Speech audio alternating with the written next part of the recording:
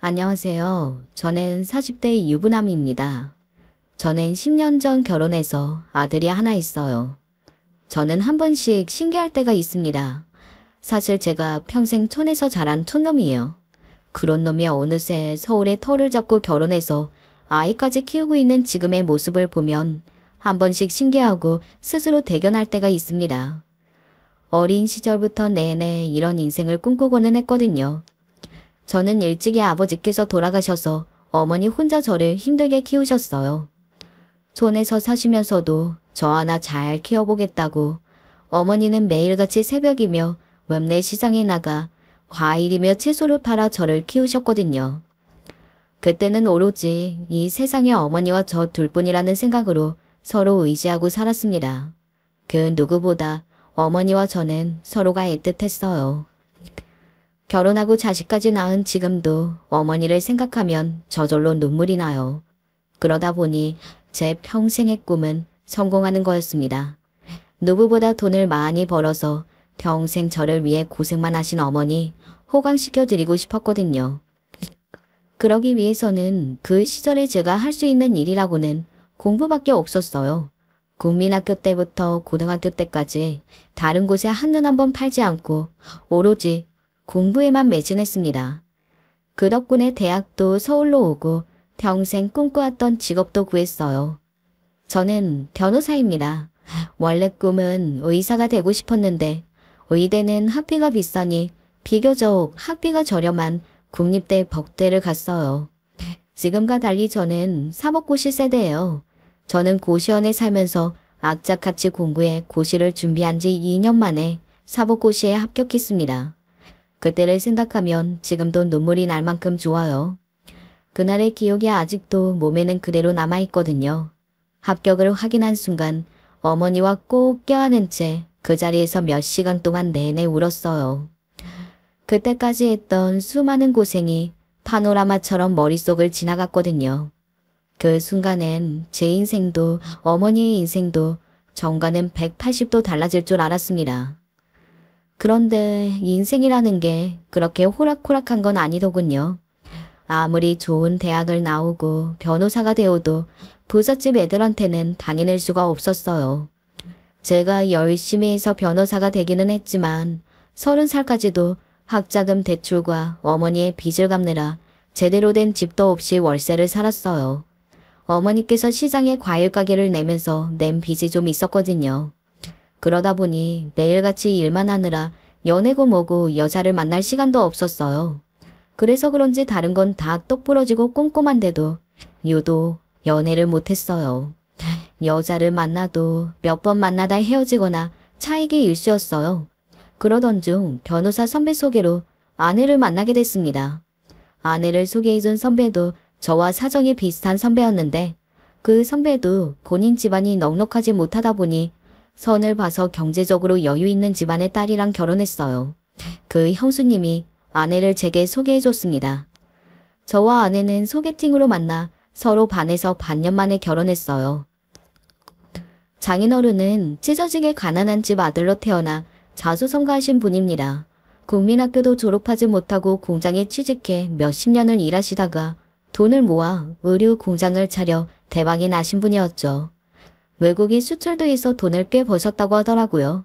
그래서 그런지 아내는 처음 만났을 때부터 귀티가 잘잘 흘렀어요. 아내의 세련된 모습에 저는 첫눈에 반해버리고 말았습니다. 다행인 건 아내도 저를 좋아했다는 겁니다. 아내는 굉장히 솔직한 사람이에요. 저와의 첫 만남에서부터 본인은 학창시절 공부도 못하고 잘하는 게 없어서 전교 꼴등도 해본 적이 있다는 소리까지 하더라고요. 그러면서 명문대를 나오고 직업도 변호사인 제가 너무 멋있답니다. 존경스럽대요. 그때 저는 아내와 천생연분인 줄 알았어요. 평생 공부만 하느라 세상 물정이라고는 잘 모르던 저 같은 촌놈이 아내처럼 화려하고 활기찬 여자를 만났으니 마냥 잘된 일인 줄 알았습니다. 저와 아내는 만난 지 반년도 되지 않아 결혼식을 후딱 해치웠습니다. 저도 저였지만 장인어른께서 어차피 결혼할 거 하루라도 빨리 하라고 하셨거든요. 저도 나이가 있으니 당시에는 망설일 거 뭐 있나 싶어 어른들이 시키시는 대로 곧장 날짜를 잡았습니다. 그런데 잘못 생각해도 한참 잘못 생각한 거였어요. 어머니의 말씀을 들었어야 했습니다. 아이고, 만난 지 얼마나 됐다고 벌써 날짜를 잡겠다고 그래? 아무리 좋아도 생판 모르는 남녀가 만난 건데 적어도 사계절은 만나봐야지. 저희 어머니께서는 평소 연애도 한번 제대로 못 해보고 공부만 한 제가 못 믿어 오셨는지 1년 정도는 연애를 해봐야 한다고 하셨어요. 하지만 당시에 철없던 저는 한시도 미루고 싶지 않아 결혼하겠다고 우겼습니다. 내가 직업만 좋지 사실 볼 게 뭐가 있어요. 당장 결혼하겠다고 해도 제대로 된 방도 한 칸 못 구하는데. 장인어른께서는 지금 당장 내가 일하는 사무실 근처에다가 아파트도 떡하니 사주신다고 하잖아요. 제가 거절할 이유가 없죠. 아이고, 아무리 아파트가 좋아도 그렇지. 사내놈이 처가에서 집 사준다고 홀랑 넘어가? 어머니요 참 농담이지. 제가 설마 정말 아파트 때문에 결혼한다고 하겠어요. 결혼하고 싶을 정도로 여자친구가 좋으니까 한다는 거죠. 저 결혼하면 잘 살 거니까 걱정하지 마시고 믿어주세요. 어머니께는 아파트 때문에 결혼하는 건 당연히 아니라고 했지만 사실 그 이유가 아주 없었던 건 아니었어요. 당시에 톡톡 튀고 밝은 성격의 아내도 너무 좋았지만 경제적으로 힘들게 자란 저와 달리 여유롭고 부유하게 자란 아내의 환경도 저에게는 매력적으로 느껴졌습니다. 저야 어린 시절부터 항상 제 앞가림은 제가 해야 했었고 어머니까지 책임져야 했으니 항상 부담감이 저를 따라다녔거든요. 그러다 보니 제가 하고 싶은 거나 갖고 싶은 거는 항상 사치라고 생각하고 앞만 보며 달렸어요. 변호사가 됐을 때는 이제야 내가 원하는 인생을 살 수 있겠구나 했는데 정작 변호사가 돼도 남의 밑에서 일하면서 버는 족족 빚 갚는 데 나가고 있으니 매일 허무하더라고요. 그럴 때면 저에게도 든든한 버팀목이 있었으면 좋겠다 싶은 마음이 항상 있었습니다. 그런 저에게 아파트란 의미가 달랐습니다. 평생 살아온 집이라고는 항상 오래되고 허름한 집뿐이었는데 결혼과 동시에 유명 브랜드 대단지 아파트가 생긴다고 하니 밥을 안 먹어도 배가 부르더라고요. 제가 생각하기에도 속물 같긴 하지만 사실 솔직한 심정으로는 이제야 내 인생이 좀 풀리는 것 같다 라는 느낌이 들기도 했습니다. 그런데 제가 잘못 생각해도 너무 잘못 생각했나 봐요. 어쩌면 결혼이란 인생에서 가장 중요한 선택인지도 모르는데 제가 너무 쉽게만 생각한 것 같더군요. 아내와의 결혼 생활은 제가 예상한 것과는 달리 흘러갔습니다. 사실 제가 변호사다 보니 일반적인 직장을 다니는 사람보다 일이 많기는 해요. 평일뿐만 아니라 주말에도 일이 많으면 사무실에 나가야 하기에 집안일에 소홀할 수밖에 없어요. 그러다 보니 아내와 결혼하기 전 잠깐이나마 선을 보거나 소개팅했던 여자들은 바쁜 저를 이해해주지 못했어요.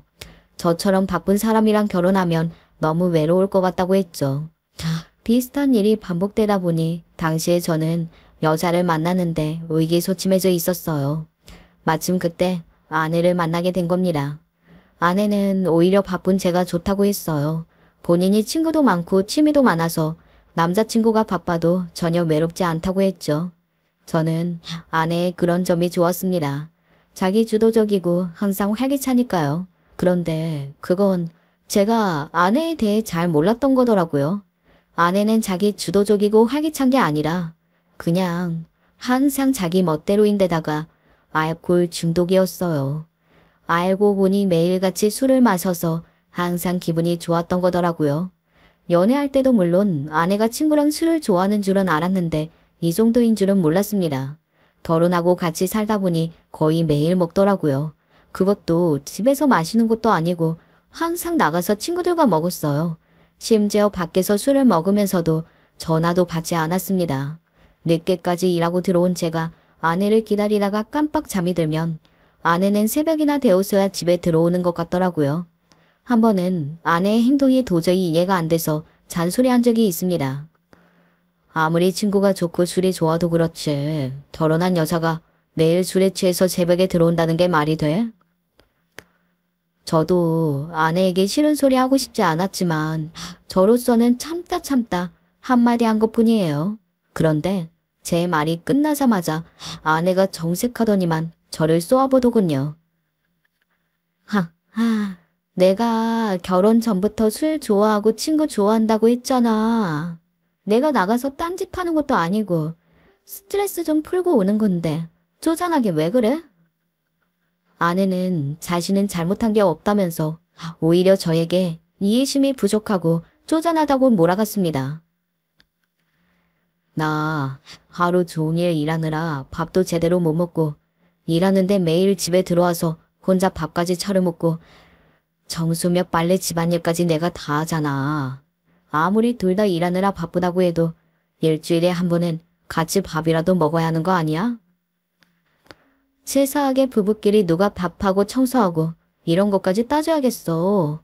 할 수 있는 사람이 그냥 하면 되는 거잖아. 몰라. 난 일하느라 힘들어서 집안일까지는 신경 못 쓰겠으니까 그냥 아빠한테 집안일 하는 사람 구해달라고 할게. 그럼 됐지? 아내는 항상 저런 식이었습니다.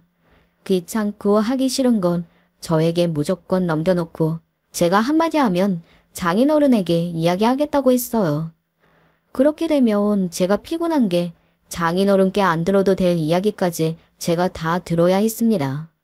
아내는 귀하디 귀하게 자란 외동딸이에요. 장인어른께서 아내라면 꿈뻑 죽습니다.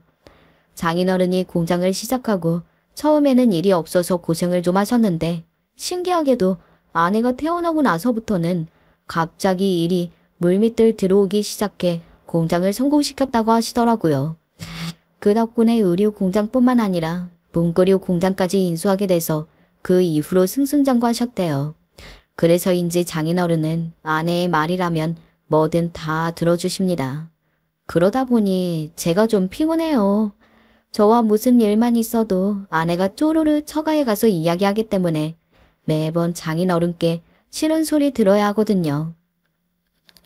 우리 애기가 순수하고 착해서 사람을 너무 좋아해서 그래. 술 취해서 실수하는 것도 아닌데 그냥 좀 놀게 놔둬. 요즘 같은 시대에 우리 애기 같은 여자가 어디 있나? 사실 솔직하게 말해서 자네 변호사라는 직업 말고 특별히 볼 것도 없잖아.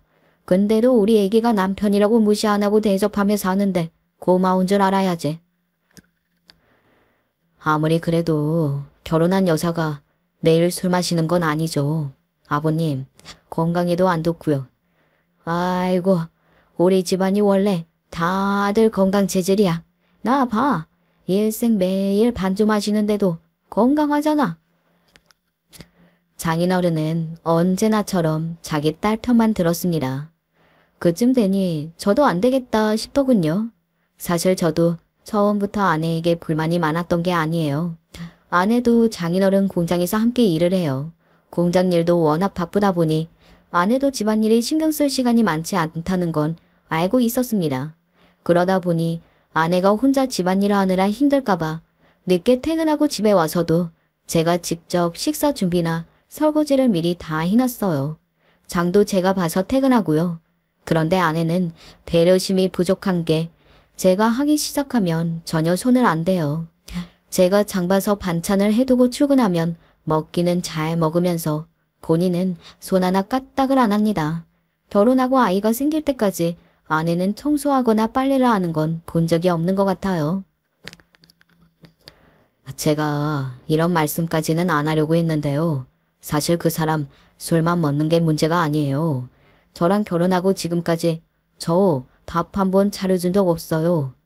물론 둘 다 바쁘니까 밥이야 제가 차려 먹는다고 해도 쉬는 날 집에 있어도 청소며 빨래 아무것도 안 한다니까요. 정말 일주일 내내 술만 먹고 집에 들어오면 잠만 자요. 이런 게 무슨 부부예요. 김서방 이제 보니 사람이 참 고지식하네. 내 딸이 자네 밥 해주고 빨래 해주려고 결혼했나? 결혼할 때 아무것도 없이 덜렁 빈손으로 온 사람이 참 양심도 없이 말이 많네.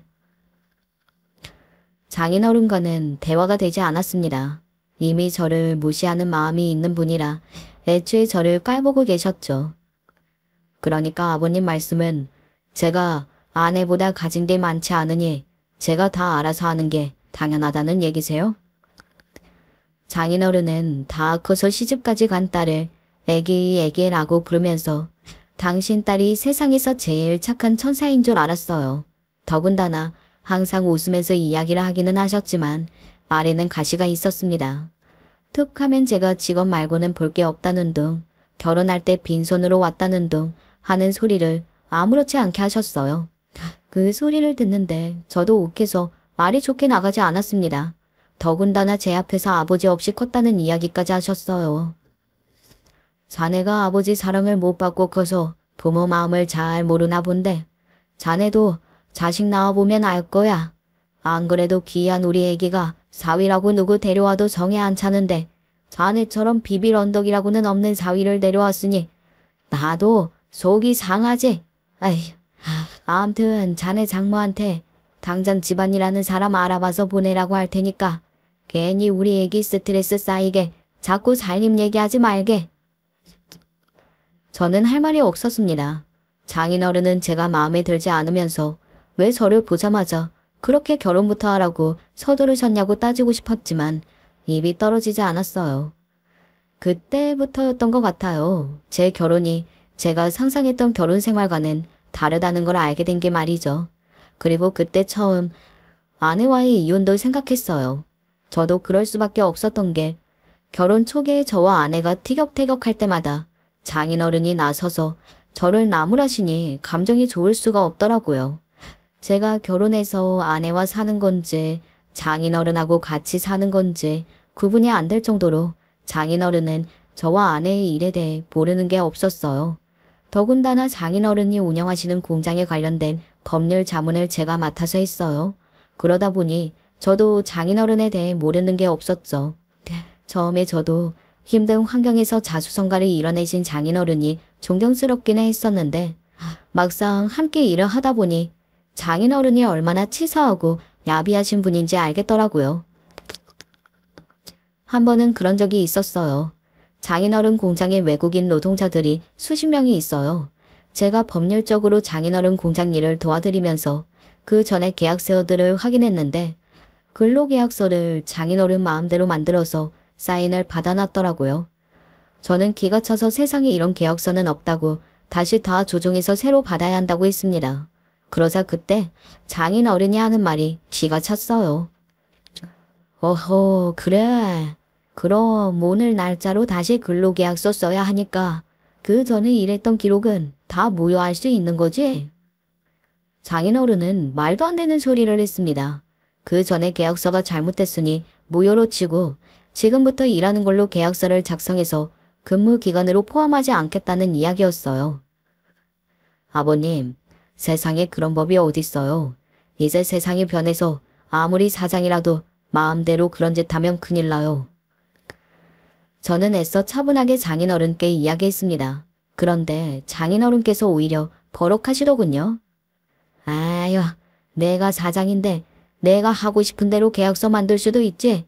아무튼 세상이 점점 이상하게 돌아간다니까. 옛날에는 외국인 노동자들 데려다가 돈도 안 주고 부렸는데. 저는 순간 말문이 톡 하고 막혔습니다. 세상에 지금까지 몇십 년을 사업하셨다는 분이 어떻게 저런 무식한 소리라 할 수 있나 싶더군요. 그뿐만이 아니에요. 장인어른은 그냥 무식하기만 한 게 아니라 나쁜 쪽으로 머리가 잘 돌아갔어요. 장모님이 귀가 좀 안 좋으세요. 어릴 때 산에서 굴러 떨어지면서 한쪽 귀를 다쳤다고 하더라고요. 그때 바로 수술했어야 했는데 당시 집안 형편이 좋지 않아 그냥 두는 바람에 한쪽 귀가 어두우십니다. 그런데 귀가 어둡다고 하신 것 치고는 다른 한쪽이 괜찮아서인지 평소 생활하는 데에는 불편함이 없으세요. 저도 장모님께서 말하기 전까지 알지 못했을 정도니까 심각해 보이지 않았죠. 저는 장모님께서 혹시 불편하시면 수술하시라고 권한 적이 있습니다. 저희 어머니도 어릴 적부터 난청이 좀 있으셔서 계속 검사만 받으시다가 몇 년 전 수술을 받았는데 만족도가 굉장히 높으시거든요. 그런데 제 말에 장모님께서 하시는 말씀이 기가 막혔습니다. 아유, 이 나이에 수술은 무슨. 그리고 내가 귀 수술한다고 하면 자네 장인이 난리를 칠 거야. 장애인 혜택 없어진다고. 알고 보니 장모님께서는 아내를 낳기도 전에 청각 문제로 장애인 등급을 받았다고 하시더라고요. 장모님은 장애인이라는 말이 부담스러워서 등급까지는 받지 않으려고 했는데 장인어른께서 닥달하시는 바람에 안 받을 수가 없었대요. 장인어른 사정이 힘드신 것도 아닌데 장애인 혜택 그거 얼마나 된다고 그것 때문에 수술을 안 해요. 수술하면 생활하기 훨씬 편하실 건데. 저는 도저히 이해할 수가 없었습니다. 장애 등급이 높은 것도 아니고 장애인 혜택 그거 얼마나 된다고 수술을 안 하나? 기가 차더라고요. 됐어. 그 양반 돈 1,000원에도 덜덜 떠는 양반이야. 자 보험비랑 톨게이트비 아끼겠다고 겁도 많은 사람 운전면허까지 따게 해서 내 명의로 본인 차랑 회사 차까지 다 샀잖아. 그런 인간이라 아휴 괜한 소란 피우기 싫으니까 행여 자네 장인 앞에서 말도 꺼내지 마. 장모님은 계시지도 않은 장인어른 눈치를 보시면서 저에게 절대 이야기하지 말라고 당부를 하셨어요. 저는 놀랍기 그지없었습니다. 장인어른은 어떻게든 장애인 혜택이라도 받겠다고 운전하기 싫은 장모님을 강제로 면허까지 따게 해서 그 명의로 차를 샀대요. 그래야 보험료나 톨비 같은 게 할인받으니까요. 저는 장인어른을 보면 세상에 이런 사람도 있구나 싶다가도 한편으로는 저렇게 살아야 자수성가도 하고 건물도 사는 건가 싶은 마음도 있었습니다. 저나 저희 어머니는 평생 법 없이 살 것처럼 성실하고 착하게 살았는데 제대로 된 집 한 채 사지 못했으니까요. 그렇게 생각하니 어쩌면 제가 지금까지 잘못 산 걸지도 모르겠다라는 생각이 들었습니다. 제 주변의 변호사나 검사 친구들도 아무리 법조계에서 일한다 해도 자신의 이익이나 자식들을 위해선 미장 전입이나 부동산 투기 같은 건 아무렇지도 않게 하니까요.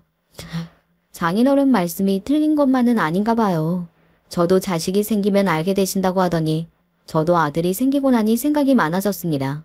너무 예쁘고 사랑스러워서 이 아이를 위해서라면 뭐든 할 수 있겠다는 생각이 들더라고요. 아들만큼은 저 같은 사람으로 키우고 싶지 않았어요. 차라리 저보단 아내를 잡는 게 나을지도 모르겠다는 생각이 들 정도였죠. 제가 워낙 일찍 철이 들어 속마음도 누구한테 말하지 못하고 고생을 많이 하고 자라서인지 제 아들만은 아내처럼 하고 싶은 것만 하면서 철없이 사는 것도 나쁘지 않겠다 싶었었어요. 그래서 아들이 태어나고 자라는 동안 저는 아들이 하고 싶다는 건 뭐든지 다 해주고 싶었습니다. 아들을 위해 아내도 참고 산 거예요. 아내가 철이 없든 개념이 없든 어찌됐건 제 아들의 엄마인 건 분명하니까요. 그런데 철이 없는 것도 어느 정도더군요. 아내는 철이 없는 정도가 아니라 생각이라는 게 아예 없는 사람이었어요. 결혼하고 아이가 크는 동안 한 번도 저희 어머니에게 안부 전화한 적이 없어요. 어머니도 가게를 하느라 바빠서 안부 전화를 기다리시는 분은 아니지만 아무리 그래도 시어머니가 시골에 혼자 계시는데 적어도 1년에 한두 번은 할 수 있는 거잖아요. 거기다가 아내는 명절 이외에는 시댁에 가는 게 아니라고 생각했어요. 심지어 명절에 딱 2번 가는 것도 항상 가기 전에 말이 많았죠. 명절날 어머님 댁으로 출발하려고 하면 그때부터 짜증을 냈어요. 꼭 그 먼 데를 명절마다 가야겠어? 어머님 댁에서 기차역도 멀어서 기차 타고 역에 내려서도 버스 타고 1시간이나 가야 하잖아. 그러니까 그냥 내가 운전해서 간다고 했잖아. 당신이 매번 차 오래 타는 거 힘들다고 해서 이번엔 기차 타고 가기로 해놓고 아침부터 왜 그래? 차로 7시간도 넘게 걸리는데 그럼 어떡해? 그냥 안 가면 다 안 힘들고 좋잖아. 당신 해도 너무하는 거 아니야? 며느리가 시댁에 꼴랑 1년에 2번 가면서 그것마저 안 가겠다고 하면 나더러 아예 엄마 얼굴도 보지 말라고 살라는 거야? 당신 웃긴다. 내가 언제 당신더러 엄마 만나지 말라고 했어? 그렇게 보고 싶으면 당신이나 가면 되잖아. 말하기도 지겹습니다. 저렇게 자기 멋대로 구는 사람하고 무슨 대화를 하겠어요. 당신은 우리 집 며느리 아니야? 매번 아버지 제사도 엄마 혼자 준비하시고 우리는 가서 절만 하고 오는데 그것도 안 하겠다고 하면 어쩌자는 거야? 아, 듣기 싫어. 제산이 명절이니 당신네 총구석이나 챙기는 걸 왜 자꾸 나더러 챙기라는 거야? 아, 내가 미쳤지. 아무리 변호사라고 해도 집안도 봤어야 하는 건데. 아내는 이제 아예 막말을 입에 달고 살았습니다. 한번 저를 무시하기 시작하더니만 걷잡을 수 없이 사람을 바보 취급하더라고요. 저는 아내를 포기하기로 했습니다. 아들을 위해서 아내를 신경 쓰지 않고 살기로 했어요. 생각보다 어렵지 않았습니다. 점점 사람이 싫어지다가 아예 정이 떨어져 버리니 저 여자가 무슨 소리를 하든 무슨 짓을 하든 신경 쓰이지 않더라고요. 그러던 어느 날이었습니다. 아내가 저를 어떻게 대하든 참고 넘길 수 있었는데 아들에게 피해를 주는 건 도저히 참을 수가 없더라고요. 한 번은 그런 적이 있습니다. 제가 퇴근하고 돌아왔는데 아내가 집에 없더라고요. 시계를 보니 밤 11시가 넘었어요.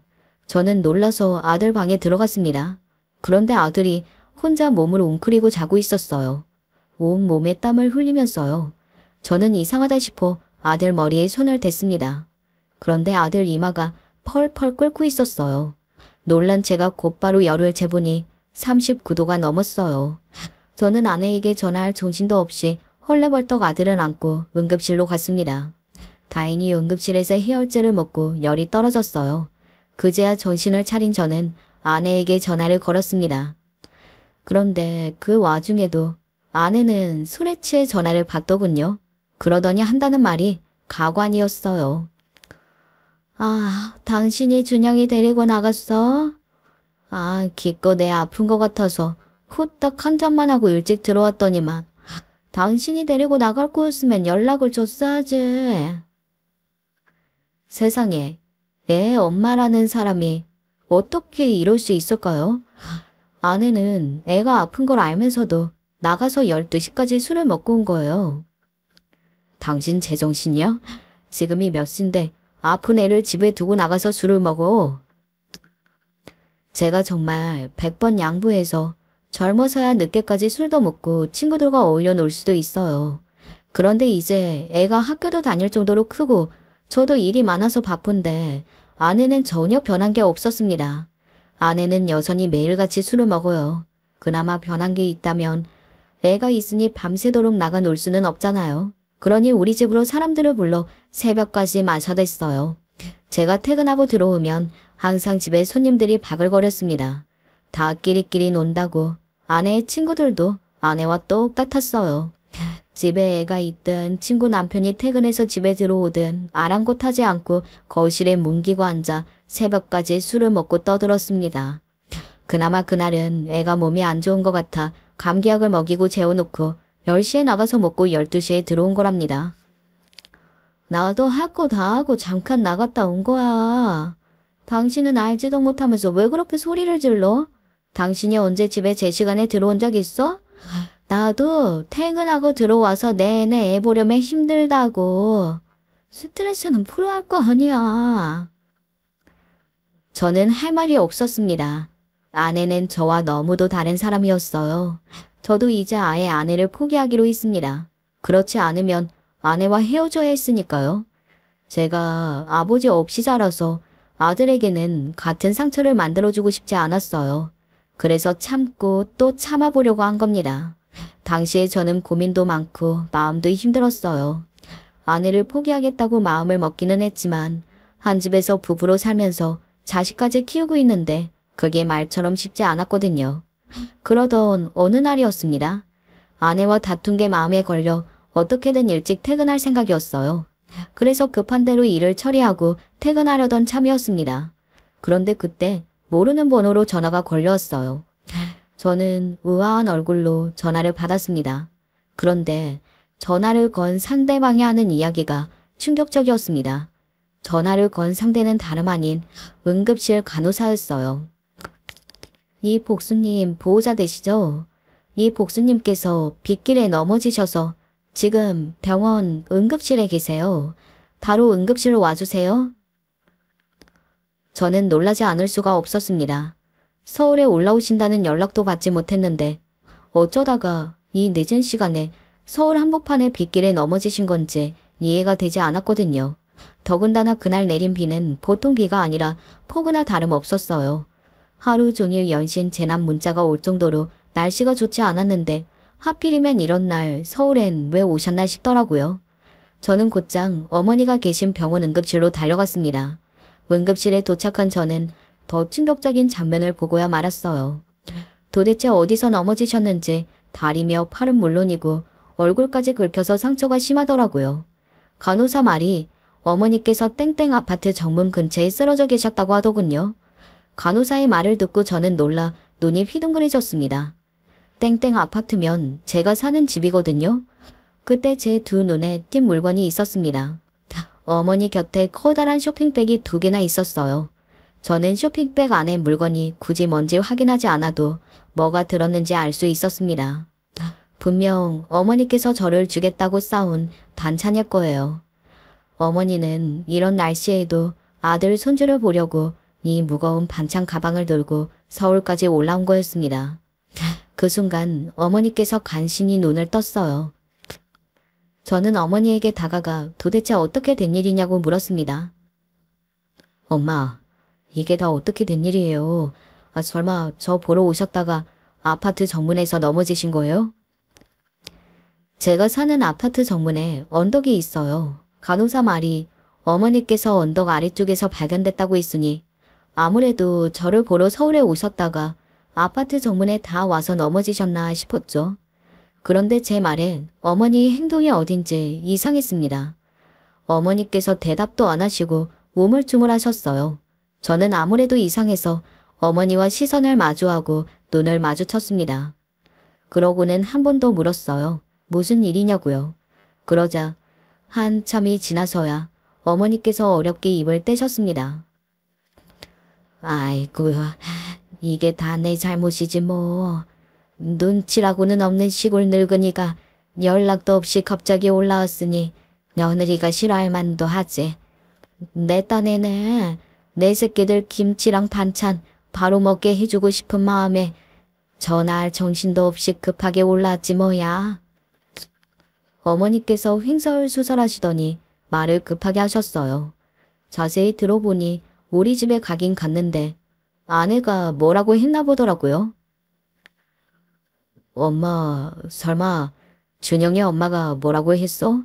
그래서 집에 들어가지도 못하고 나온 거야?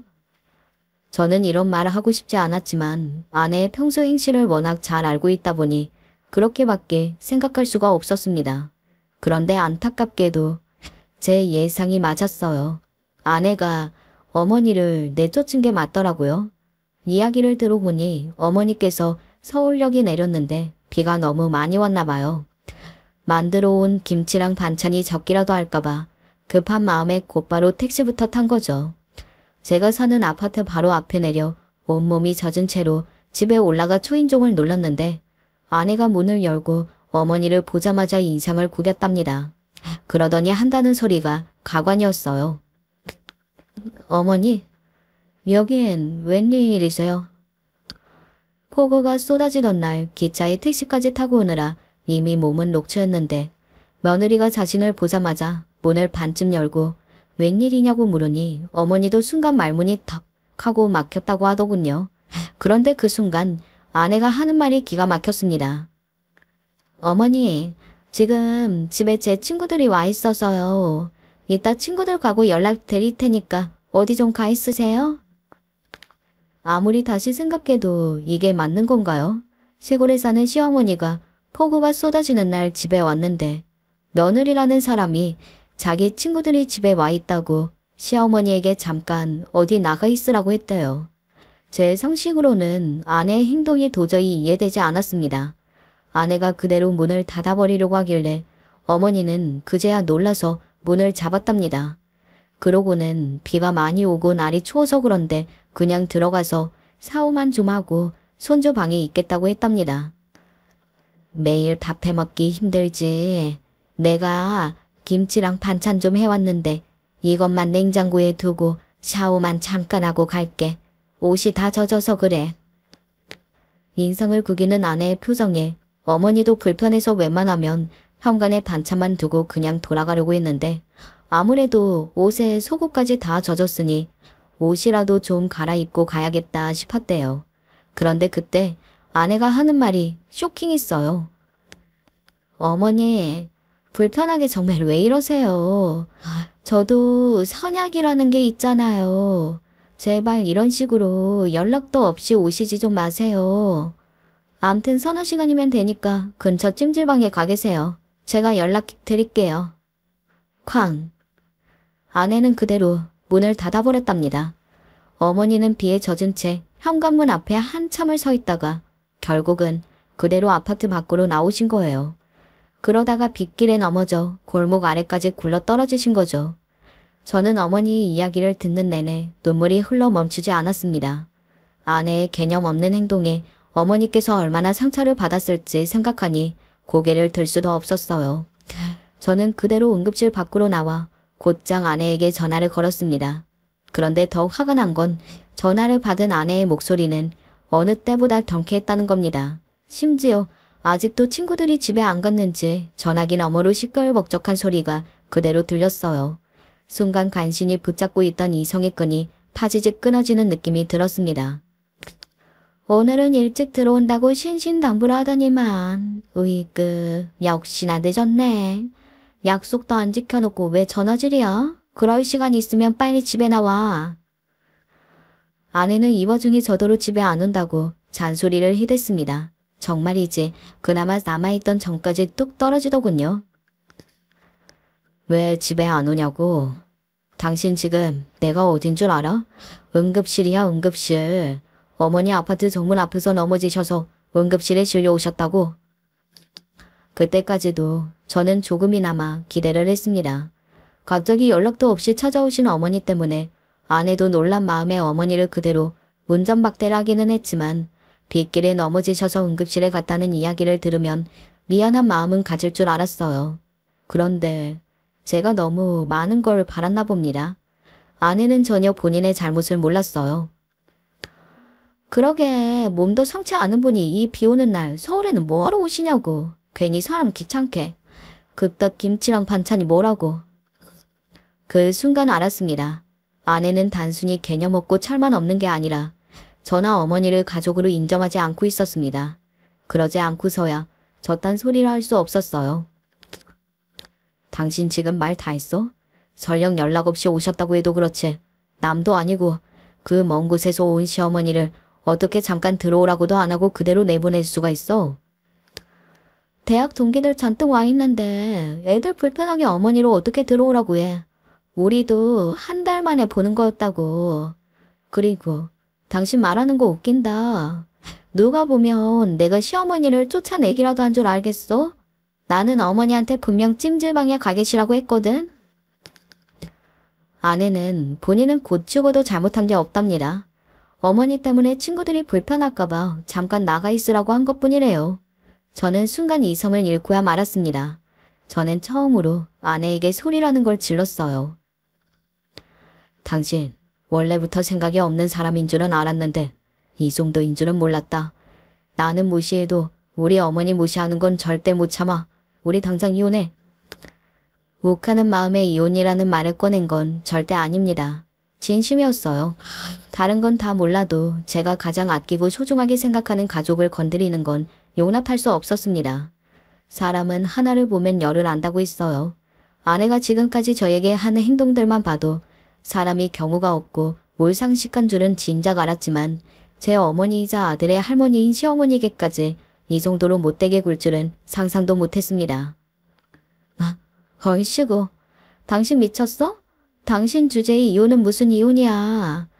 나 피곤해서 당신 쓸데없는 소리까지 하는 거 들어주고 싶지 않으니까 괜한 소리 떠들지 말고 당장 집에 나와.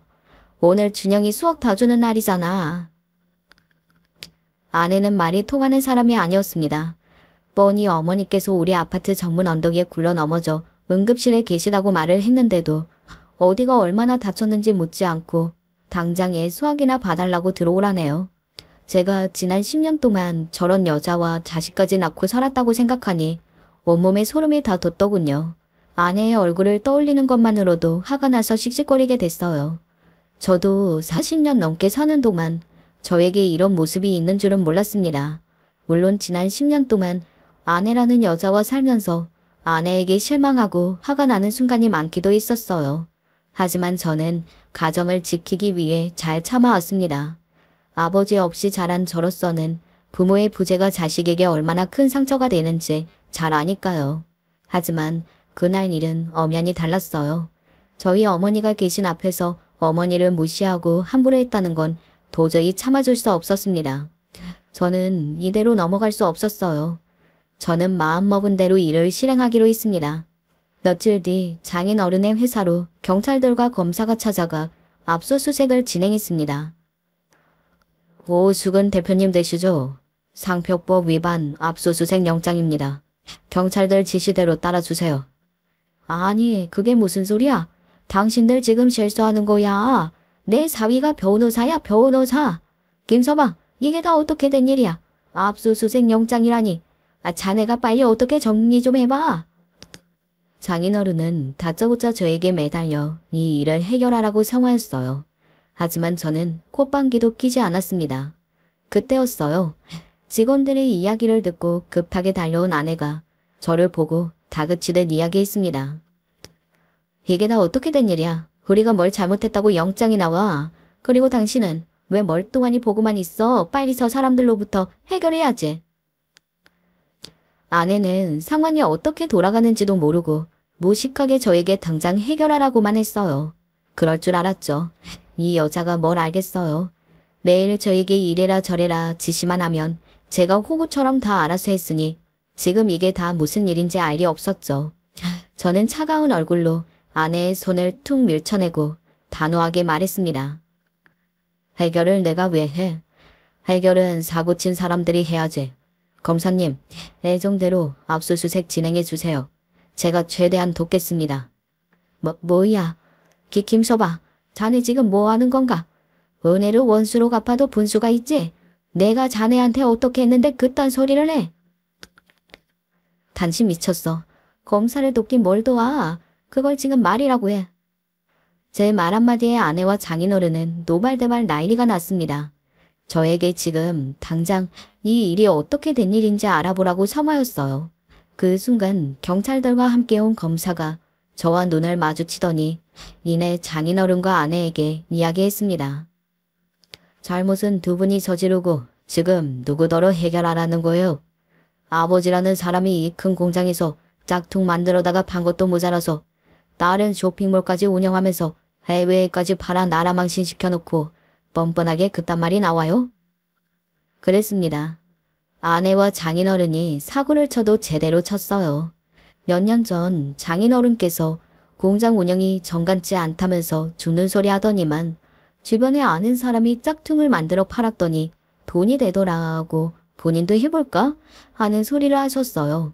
그때 아내도 장인어른 이야기에 좋은 생각 같다며 편을 들길래 저는 불안한 마음에 얼른 나서서 장인어른에게 욕먹을 각오를 하고 단호하게 말했습니다. 괜히 돈 몇 푼 벌려다가 더 큰 화를 입을 수 있어요. 아버님 대리인으로서 말씀드리는데 그건 절대로 안 돼요. 상표법 위법은 실형도 살 수 있는 중법이니 생각도 하지 마세요. 저야 평소 장인어른과 아내의 성격을 잘 알다 보니 저는 어느 때보다 더 겁을 주며 이야기했습니다. 저러다가 진짜 사고를 칠 것 같아서요. 암튼 당신은 너무 재밌다니까. 아버지랑 나랑 농담한 거지. 우리가 설마 진짜로 그런 짓을 하겠어.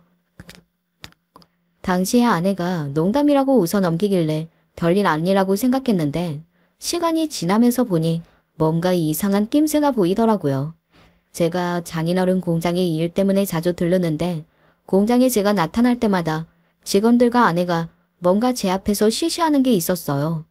아무래도 이상해서 몇 년 전부터 장인어른 공장에서 일어나고 있는 일은 남몰래 조사하고 있었습니다. 그런데 제 예상대로 우려하던 일을 장인어른과 아내가 벌이고 있더라고요. 아내가 집에 오면 매일 휴대폰만 들여다보고 있고 제 서재에 들어가 컴퓨터를 만지는 일도 많았어요. 그러다 저에게 꼬리를 잡힌 거죠. 어느 날 퇴근하고 들어와서도 제가 할 일이 남아서 컴퓨터 앞에 앉았는데 아내가 급한 일이 있었는지 컴퓨터 창을 끄지 않고 나갔더라고요. 그런데 제 컴퓨터에 처음 보는 사이트가 로그인되어 있었어요. 운영자가 아내 이름이더군요. 그랬습니다. 아내가 장인어른과 짜고 공장에서 짝퉁을 만들어 쇼핑몰 사이트에서 팔고 있었던 거예요. 그것도 외국에까지 팔고 있었어요. 저는 이건 아니다 싶어 아내와 장인어른에게 하루라도 빨리 정리하라고 이야기할 생각이었어요. 그러다 정말 큰일 날 수 있으니까요. 그런데 제가 이야기하기 전에 일이 터진 거죠. 아내가 저희 어머니를 집에서 쫓아낸 일이요. 그 순간 저는 그 일을 그냥 넘어가서는 안 된다는 확신이 들었습니다. 아내와 같은 여자와는 하루도 살 수가 없었어요. 아내와 이혼할 때 이혼하더라도 이대로 순순히 물러나 줄 수는 없었습니다. 저는 곧바로 친한 검사 선배에게 연락했습니다. 장인어른 공장에 대해 압수수색 영장을 받아달라고요. 저에게는 이미 증거가 차고 넘쳤으니 아내와 장인어른은 벗어날 방법이 없었습니다. 사실 아내와 장인어른이 짝퉁을 만들어 판다는 사실을 처음 알았을 때는 당연히 이렇게까지 할 생각은 없었어요. 아내가 아무리 못된 여자라도 결혼 생활 내내 아들을 낳고 산 사람인데 나쁜 감정을 드러내고 싶지는 않았거든요. 하지만 지금은 달라요. 저에게 가장 소중한 어머니에게 그런 짓을 한 여자를 용서할 수는 없었어요. 여보, 왜 이래? 우리 벌써 10년 넘게 산 부부야. 나랑 아버지가 아무리 당신 모르게 잘못을 했어도 이러면 안 되지.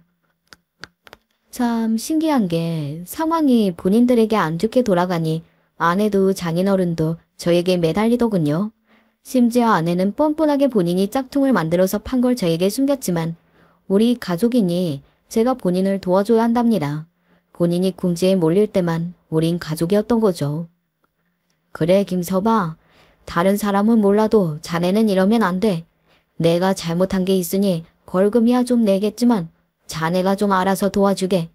자네 아는 검사 친구들도 많잖아. 네, 맞아요 아버님. 저 아는 검사 많아요. 근데 말이죠. 아버님이랑 이 사람이랑 저지른 일이 보통 사건이 아니어서요.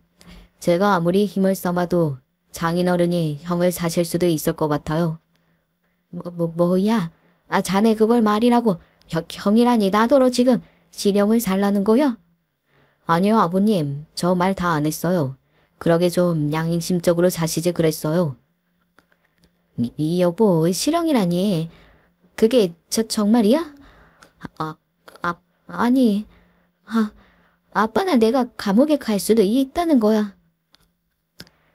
아내는 실형이라는 말에 눈이 뒤집혀서 난리를 치더군요. 그 모습을 보니 더 겁을 주고 싶었어요. 그러게 내가 절대 하지 말라고 했잖아. 모식하면 사람 말이라도 잘 들어야지. 지잡대 나온 티를 꼭 그렇게 내야겠어?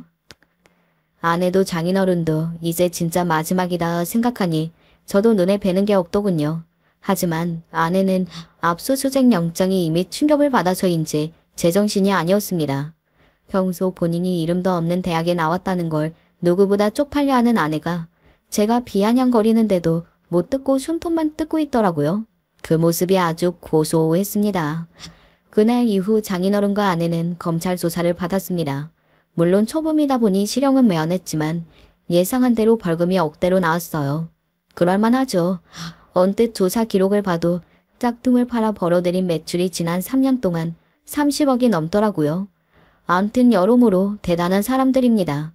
그리고 곧바로 저는 아내에게 이혼 소장을 날려줬어요. 아내는 제가 이혼하겠다고 했던 말이 농담인 줄 알았는지 소장을 받고도 몇 번이나 저에게 전화해 왜 이러는 거냐고, 우리가 왜 이혼하냐고 구질구질하게 굴었습니다. 아내의 행동이 귀찮았던 저는 그때부터 아예 아내의 전화를 받지 않고 제2이혼 담당 변호사에게 연락하라고 했어요. 그러고는 당연히 아들 양육권도 제가 갖겠다고 했습니다. 아내는 제가 아는 선배 검사에게 장인어른 공장을 신고한 사실을 몰라요. 당연히 제가 그랬을 거라고는 아내도 장인어른도 예상하지 못했죠. 저도 말하지 않았고요. 그랬으니 아내와 장인어른은 제가 이혼 소장을 보낸 줄은 상상도 못하고 있습니다. 당신 진짜 너무한 거 아니야? 우리 집 상황 뻔히 알면서 사위라고 도와주지도 않더니만 우리 집 망하게 생기니까 이제 이혼까지 하자고. 당신이야말로 말 진짜 안 통한다. 내가 고작 장인어른 공장 망했다고 이혼하자고 하는 것 같아? 난 네가 우리 엄마 집에서 쫓아냈던 바로 그날부터 이혼하겠다고 마음먹었어. 대박. 고작 그딴 일로 이혼? 당신 진짜 음흉하다. 내가 지금 얼마나 힘든데 남편이 이런 순간에 이혼하자고 그래. 징징거리지 마. 네가 잘못한 일 네가 책임지는 게 당연하지. 어디서 어리광이야. 너희 잘난 아버지랑 둘이 사고 친 거 둘이 알아서 해결하시고 이혼 도장이나 빨리 찍어. 나 변호사인 거 알지? 소송 가면 너만 불리하니까 알아서 해. 짜증나. 당신 미쳤어. 어떻게 나한테 이래. 아내는 역시나 끝까지 말이 안 통하는 사람이었습니다. 장인어른이나 아내나 그동안 저를 무시하고 머슴처럼 부렸으면서도 본인들이 저에게 베풀어준 게 훨씬 더 많았답니다. 그러면서 저에게 어떻게 배신할 수 있냐고 하더군요. 그 모습을 보니 저는 더더욱 이혼하기로 한 게 잘했다는 생각이 들었습니다. 저런 여자와 저런 집안에 얽매여서 더 살았다가는 저는 아마 뼈만 남았을 거예요. 이제 아내에게 이혼 소장을 보낸 지 곧 반년이 다 되어갑니다. 지난 반년 동안 아내와 저는 소송을 하면서 서로의 바닥을 보고 경험했어요. 아내는 끝까지 아들을 뺏기지 않겠다고 계속 항소를 했지만 얼마 전 법원 판결은 저에게 양육권이 넘어왔습니다. 당연한 결과였죠. 매일 술만 먹고 사치만 부리며 그 와중에 짝퉁까지 자기 공장에서 만들어 판 여자에게 누가 양육권을 주겠어요. 저는 위자료로 아내와 살던 아파트의 반도 받기로 했습니다. 전 같으면 아내에게 재산이 많아 더 받을 수도 있었겠지만 상표권 위반으로 벌금을 내느라 장인어른이 공장이랑 가지고 있던 건물을 정리하는 바람에 아내 재산도 다 날라갔어요. 저는 아내에게 위자료를 더 받지 못한 건 상관없습니다. 아내가 가진 재산을 벌금으로 다 날리고 빈털터리가 돼서 법원 앞에서 소리를 지르는 모습이 너무나도 통쾌하고 속이 다 시원했어요. 지금까지 아내와 장인어른에게 당했던 일들이 파노라마처럼 지나가면서 속이 뻥 뚫리는 것 같았습니다. 최근 이혼 확정이 난 저는 지방에 계시던 어머니를 모시고 서울로 올라와 아들과 셋이 살기 시작했습니다. 어머니는 서울에 아직 낯설다곤 하지만 앞으로 금방 적응하실 수 있을 거예요. 제가 어머니를 위해 최선을 다해 도울 거니까요. 이번 일로 저는 많은 것을 배웠습니다. 물론 결혼과 이혼을 겪는다는 건 쉬운 일은 아니었지만 그래도 현재 제 곁에 제가 가장 사랑하는 두 사람이 있으니 앞으로 저에게 또 무슨 일이 일어난다고 해도 다 견디고 이겨낼 수 있을 거라고 믿어요. 지금까지 저의 인생 이야기 들어주셔서 감사합니다. 여러분의 가정에는 즐거운 일만 가득하시길 바랄게요. 안녕하세요. 저는 중랑구에 사는 김유진이랍니다. 얼마 전 큰일을 겪고 새 출발을 하고 있는 여자인데요. 이 사연 채널을 듣다 보니 저와 비슷한 경험을 하신 분들이 있으셔서 저도 제 얘기를 풀어놔볼까 하고 사연을 신청하게 되었습니다. 부디 끝까지 들어주시리라 믿고 써볼게요. 저와 남자친구는 지인의 소개로 만났고 2년 정도 연애를 거친 끝에 결혼을 하게 되었어요. 둘 다 적당한 나이이기도 했고 결혼은 아주 자연스러운 흐름이라고 생각을 했고요. 근데 한 가지 걸리는 것이 있었습니다. 바로 결혼할 남자친구 형의 부인. 그러니까 형님이랑 어느 정도 친분이 있었는데 형님에게서 연애할 때부터 남자친구의 집안에 대한 이야기를 조금씩 들어왔기 때문입니다. 당시는 저도 결혼 전이라 형님이 말씀하신 부분들이 왜 불만인지 정확히 잘 몰랐고 이해도 가지 않았어요.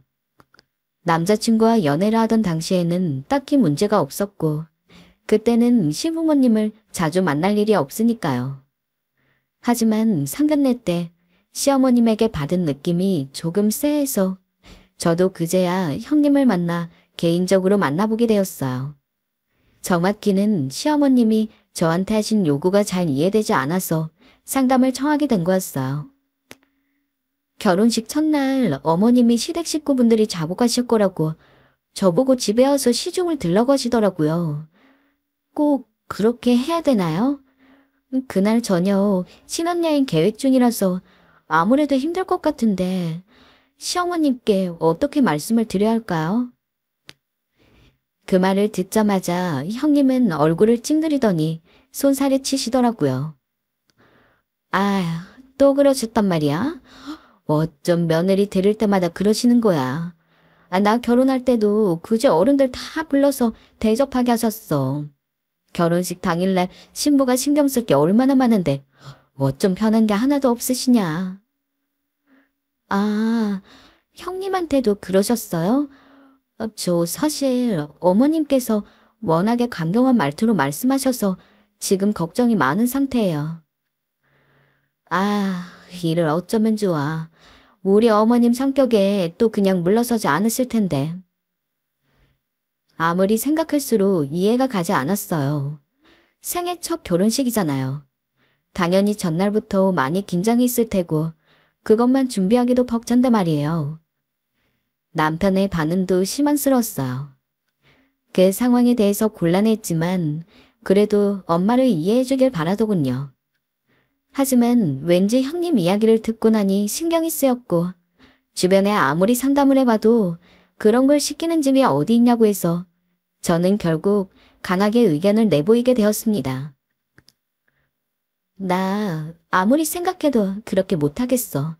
나한테는 처음 있는 결혼식이고 신혼여행이야. 그날 안 그래도 손님들 오전에 계속 맞아야 했는데 오후에도 어머니 손님 맞느라 우리는 신혼여행도 못 가는 거야? 쉬지도 못하고? 미안하지만 난 못해. 당신이 어머님께 말씀드려줘. 당황한 남편은 쩔쩔매면서 어쩔 줄 몰라 했어요. 아, 유진아, 그러지 말고 내 이야기 좀 들어봐. 아마 엄마는 이미 집에 들을 손님들에게 다 전화 돌리셨을 거야. 이제 와서 취소하기는 어려울 것 같아. 그러니 이번만 좀 그렇게 넘어가자.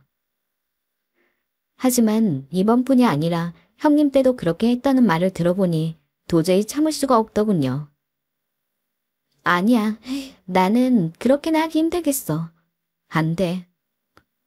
저는 물러서지 않았고 결혼식을 한 달도 남겨두지 않은 상황에서 갑자기 통보하셨던 어머니의 계획은 제가 어머니를 직접 찾아가 말함으로써 결국 무산되었어요. 막상 미뤄지고 나니까 속이 시원했지만 한편으로는 그래도 남편의 어머니인데 그 바램을 제가 너무 단칼에 거절한 건가 싶어서 마음이 불편했지만요. 특히 제가 얘기했을 때 시어머니의 반응이 무척 부정적이셨는데요. 아니, 내가 뭐 2주 전 하루 전에 말한 것도 아니고 말이야. 한 달이나 시간을 주고 말한 건데 그걸 들어주기 힘들단 말이야. 아이 명색이 시어머니 될 사람의 부탁인데. 아가, 너도 참 배려심이 모자르구나. 아 그래, 뭐 네가 정 싫다 하니 내가 어쩔 수 있겠니? 알겠다. 그리 알고 있으마. 아야. 시어머니는 눈에 띄게 실망한 티를 팍팍 내시며 제게 배려심 없다는 말까지 던졌는데요. 그 말에 화가 나면서도 속상해서 그러시는 거겠지 하고 신경 쓰지 않고 넘어가려 애썼습니다. 그리고 굵직한 것들을 다 끝내고 신혼집을 구하게 되었는데요. 사실 여기서도 말이 많았습니다. 이 문제는 어머님이 직접 불러서 말씀을 하시더라고요. 예, 유진아. 집은 우리 집 근처로 사주기로 했다. 명호가 말을 못했을 것 같아서 내가 말하는 거야. 저는 그 말을 듣고 좀 당황스러웠어요. 시댁과 저희 친정집은 30분 거리였고 저희는 원래 딱 그 중간인 15분 거리에 얻기로 했거든요. 네? 하지만 여자는 결혼하면 남편 집으로 들어오는 거야. 우리가 많이 알려줄 테니까 가까이서 사는 게 좋아. 참고로 나는 뭐 다른 시어머니들처럼 너 시댁살이 시킬 생각 전혀 없고 아니 니네 집 드나들며 충고나 조언이니 잔소리할 생각 전혀 없다. 그저 니들 사는데 보탬이 될 일이 있으면 내가 좀 도와주고 그러마. 시어머니의 말은 어쩐지 앞뒤가 맞지 않는 말이어서 좀 이해가 가지 않았지만 집 관련해서 남편이 보태는 돈이 많기도 했고 시어머니가 걱정 말라며 저를 거의 설득하다시피 하는 바람에 그의 설득에 넘어가 버렸습니다. 지금 생각하면 거기서부터가 잘못된 시작점이었죠. 아무튼 저도 가타부타 이야기할 수가 없더라고요. 어머니 입장도 너무 완고하시고 이전에 어머니가 시댁 식구들 접대하는 제안하는 걸 거절한 게 좀 신경 쓰이기도 했죠. 그렇게 아파트를 새로 얻게 되었고 저는 친정엄마와 돌아다니면서 열심히 혼수를 준비하고 매일매일 하나씩 채워 넣었어요. 그렇게 하나씩 준비하던 중 형님으로부터 전화 한 통이 걸려왔어요. 저기 신혼집 준비는 잘 돼가? 네, 형님. 무슨 일이세요? 이런 말 해도 될지 모르겠는데 아니 내가 모른 척할 수가 없네. 네? 무슨 말씀이세요? 아마도 우리 어머니 보통 시어머니는 아닐 거야. 이때부터 느낌이 좀 좋진 않았지만 결혼 준비로 워낙 신경 쓸 게 많아서 머리가 아프더라고요. 이후로 또 무슨 말을 하시려고 그러나 했는데 듣고 일순간 너무 화가 나고 불안감이 확 밀려왔어요. 우리 어머니 아마 그 집에 많이 가실 거야. 그것도 말도 없이 불쑥. 안 가신다고 말했지? 나한테도 그랬어. 근데 거의 이틀 걸러 하러 오시는 바람에 내가 그것 때문에 너무 고생하다 갈 때까지 갔고 결국 우리 남편이 두 손 두 발 다 들고 내가 시댁에서 멀리 이사 온 거야. 아니길 바라지만 아마 각오해야 될 거야. 네? 정말요? 이게 무슨 말인가요? 아직 식도 안 올린 신부에게 이 무슨 기고하고 우울한 이야기인지 이런 어두운 이야기를 불쑥 전하는 형님이 좀 야속하기도 하고 그냥 넘기기에도 좀 사실적으로 느껴져서 가슴이 쿵닥쿵닥 뛰었어요. 너무 신경 쓰여서 전화를 끊고 바로 남편에게 전화했어요. 저기 우리 어머니 댁에서 1분 거리잖아. 어머니 자주 오실까? 안 들리시겠다고 하긴 했는데. 그랬더니 남편은 정말 너무나도 아무 생각 없이 편하게 말하더라고요. 우리 엄마? 뭐 가끔은 들려보지 않으실까? 아니 그게 아니라 아직 준비도 안 됐고 집에 사람들 많이 왔다 갔다 하는 거 나 신경 쓰여. 어쩌다 오시는 건 몰라도 자주 오시면 힘들 것 같아. 자기가 어떻게 좀 해봐. 지금 생각해보면 남편도 자기 엄마가 시어머니가 될 때의 모습을 전혀 몰랐던 것 같아요. 에이, 우리 엄마 안 그래. 설마 며느리 불타나고 뻔히 하는데 그렇게 할까? 뭐가 문제야. 만약에 엄마가 심하면 내가 더 증언해서 알아서 해줄 테니 당신은 걱정하지 마. 알겠어. 당신만 믿을게. 저는 그리 말하고 전화를 끊었어요. 생각해보면 결혼식부터 신혼의 단꿈만 상상해도 바쁜데 이런 것들까지 신경을 써야 하는 게 좀 스트레스고 머리가 아프더라고요. 왜 이런 이야기를 해서 마음을 뒤숭숭하게 하는 건지 형님이 좋게 느껴지지 않다가도 안 좋은 예감은 그대로 남아서 저를 찝찝하게 했어요. 그래도 남편이 그러지 않을 거라고 많이 말해준 덕분에 불안감을 좀 누그러뜨릴 수 있었죠. 일단은 결혼을 준비하는 저의 행복한 에너지가 좀 더 크게 힘을 발했던 것인지 그럭저럭 저는 집안 준비를 다 마칠 수 있었어요. 그렇게 채워둔 우리 집을 예쁘게 꾸며서 사진도 찍어두었습니다. 그리고 기쁜 마음으로 메신저 사진으로 해두었는데 그걸 시어머니가 보셨는지 갑자기 전화가 오는 것이었어요. 마치 제 사진을 계속 들여다보고 계시던 것처럼 즉각 전화가 와서 깜짝 놀랐습니다. 네, 어머님, 안녕하세요. 예, 유진아. 집 예쁘게 잘 해놓았구나. 근데 한 가지 아쉬운 게 있더라. 거기 보니까 액자가 너무 거실 주방에 걸려있던데. 아무래도 주방에 있다 보니까 미간이 별로 좋지 못하더구나. 좀 옮기는 게 나을 듯 싶은데? 내가 인테리어 하는 걸 도와줄 걸 그랬다. 너한테 그냥 다 맡겨놓으니까 일이 잘 돌아가질 않았네. 일단 시어머니께서 던지는 말부터 좀 당황스러웠어요. 갑자기 액자 얘기를 꺼내면서 그게 별로라느니 옮기라느니 간섭이 지나치다고 느껴지더라고요. 근데 뒤에 하신 말은 더 선을 넘으시더군요. 형님의 말이 한치의 오차도 없는 사실 그 자체라는 것을 깨달았어요. 내가 지금 좀 가마. 가서 액자 위치도 고쳐주고 밥도 같이 먹고. 네? 어머니 지금 명호 씨도 아직 퇴근 안 했는데. 뭐 어떠니? 같이 저녁이나 먹자. 아이 내 거는 그냥 밥그릇만 놓으면 된다. 아무튼 난 준비하고 그리로 넘어갈 테니 저녁 준비하고 있거라. 아 맞다. 아이 참고로 나는 고기는 잘 안 먹으니 나물 반찬 위주로 해놓아라. 솔직히 너무나 당황스러웠어요. 힘들게 퇴근을 하고 집으로 돌아와서 인터넷으로 배송받은 상품들을 다 풀어서 여기저기 설치를 하고 깔아두었고 너무 피곤해서 남편이 오면 같이 배달을 시켜 먹을 생각이었거든요. 또 거기다 저녁 준비를 나물 위주로 하라니 당황해서 저는 남편에게 전화를 걸었어요. 자기, 어머니 지금 오신대잖아. 밥 먹자고 하시자는데 어떡해? 지금? 나 퇴근하려면 멀었는데. 아, 어떡하지? 남편도 이건 좀 당황스러웠는지 난감해하더군요. 뭘 어떡해. 자기가 전화해서 다음에 오시라고 해.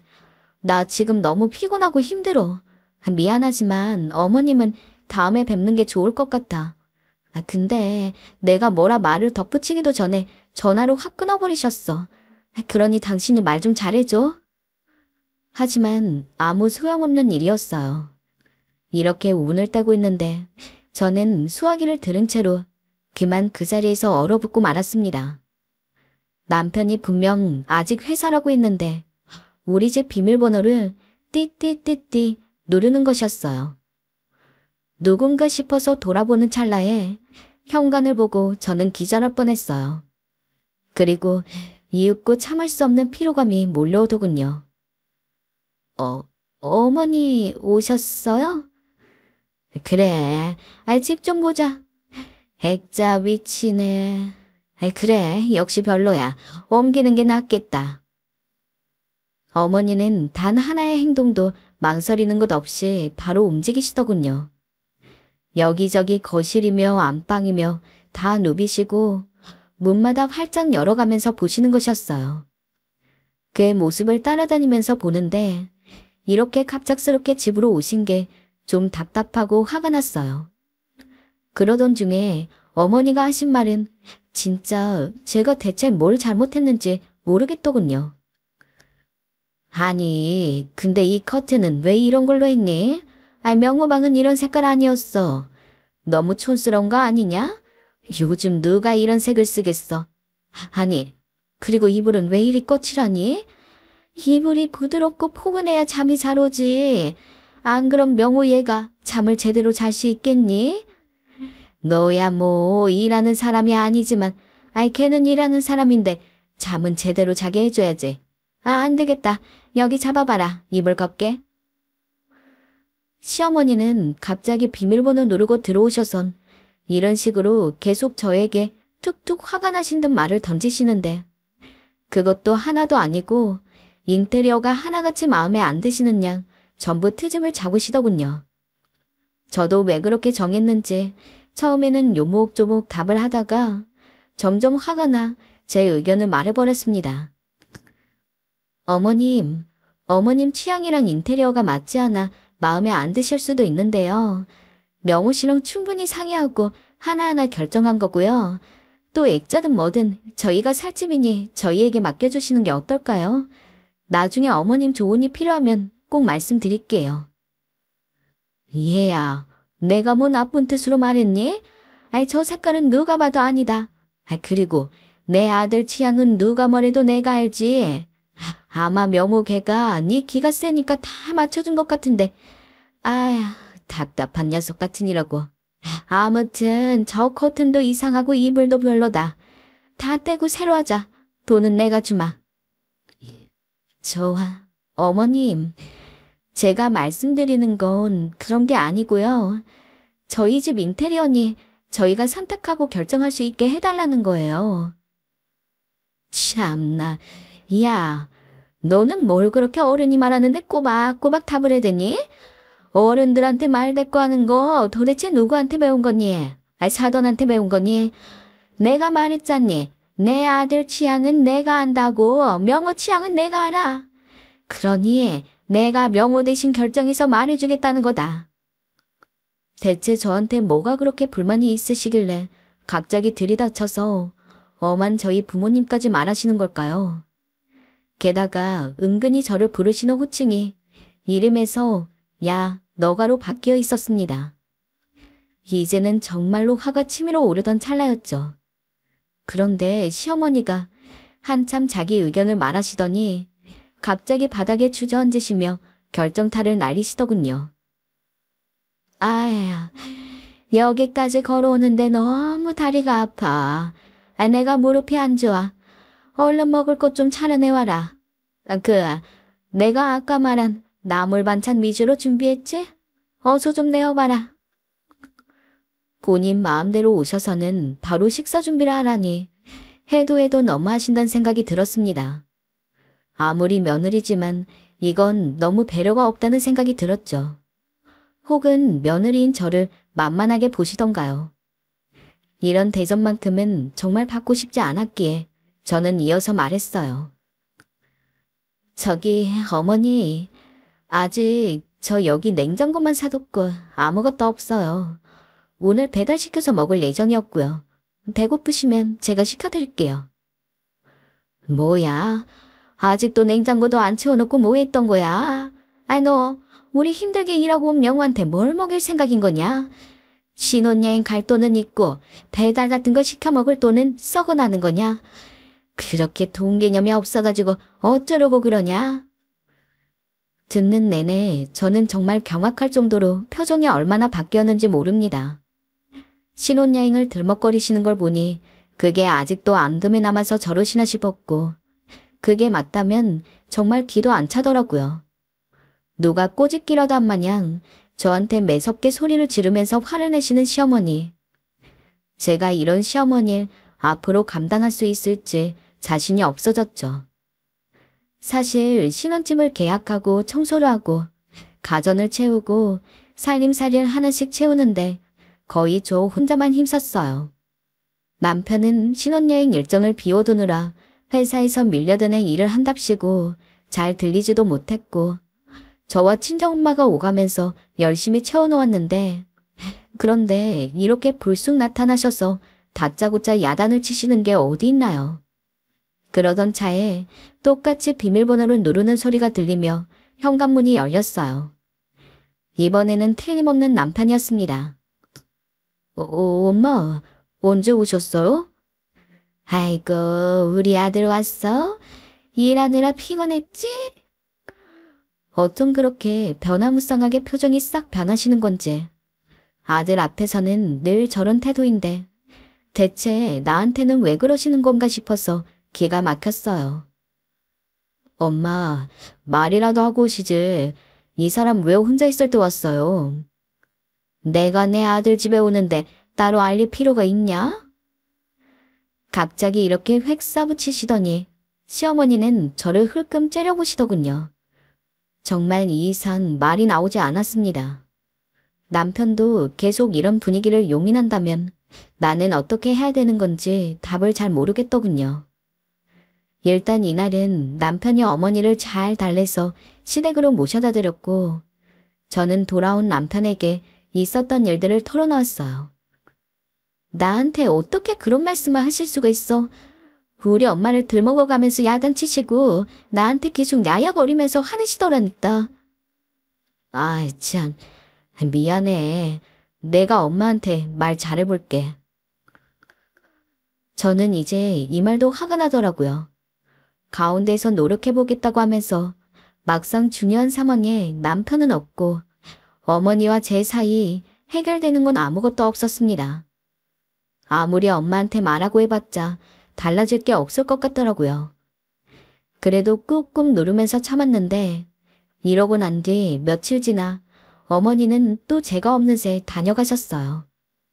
저에게 장문의 문자와 사진을 보내셔서 마음에 안 드는 내용들을 번호를 달아가며 지적하셨어요. 1번.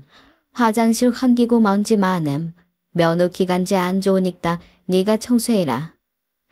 2번. 냉장고 음식 인스턴트 천지. 명호 장이 예민하니 네가 잘해다 먹여라. 3번. 옷장 사이즈가 너무 작다. 네 옷은 좀 줄이고 명호 정장 좀 잘 다려서 걸어놔라. 4번. 커튼 꼭 바꿀 것. 명호는 파란색 좋아한다. 줄줄이 읽는 내내 끝말이 정말 가관이었습니다. 제가 일말의 결심을 할 수밖에 없는 한마디였는데요. 다음 주에 다시 검사하러 올 테니 그때까지 다 해놓거라. 시간은 충분히 줬으니 할 수 있지? 이게 무슨 신데렐라와 언니들도 아니고 뭔가요? 하나같이 전부 자기 아들 위주로 저에게 주문하듯 적어놓으신 사항들을 보니까 너무 화가 났어요. 어머니가 저보고 집 단도리를 잘 해두라고 주문한 것도 무려 자기가 정한 날짜 중에 해결하라는 것이었기에 저는 그런 말도 안 되는 부탁을 행할 생각이 없었어요. 그리고 더 이상 이런 접점을 만들고 싶지 않았기에 적어도 어머니가 오고 싶을 때 막 문을 열 수 있는 집은 안 되길 바랐습니다. 나 이대로라면 나와 어머니 사이가 안 좋아질 것 같아. 잘못된 건 하나하나 다시 말씀드릴 거야. 어떻게 생각해? 아, 그래.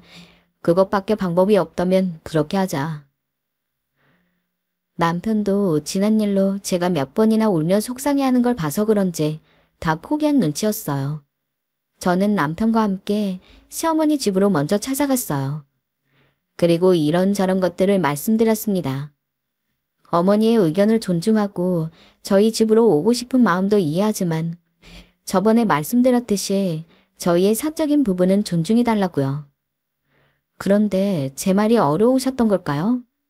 급기야 시어머니는 자기 편이 아닌 며느리 편 든 아들에게도 화가 나셨는지 버럭 쏘아붙이셨죠.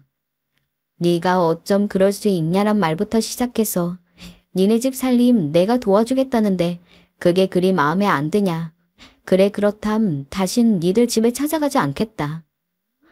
온통 도끼가 오른 말투이셨고 저희 입장을 아니 제 입장을 들어볼 생각은 하나도 안 하셨어요.